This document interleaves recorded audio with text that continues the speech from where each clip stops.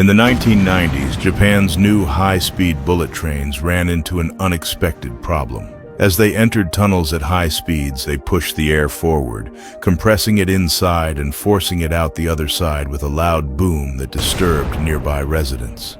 One of the engineers, who also happened to be a birdwatcher, noticed how kingfishers dive into water with barely a splash because of their long, streamlined beak. So they redesigned the train's nose to mimic the kingfisher's shape, eliminating the tunnel boom. Some of the smartest things you can do is look to nature. The answers are already there. The Creator designed them long before we asked the question. If you want more valuable and useful content, follow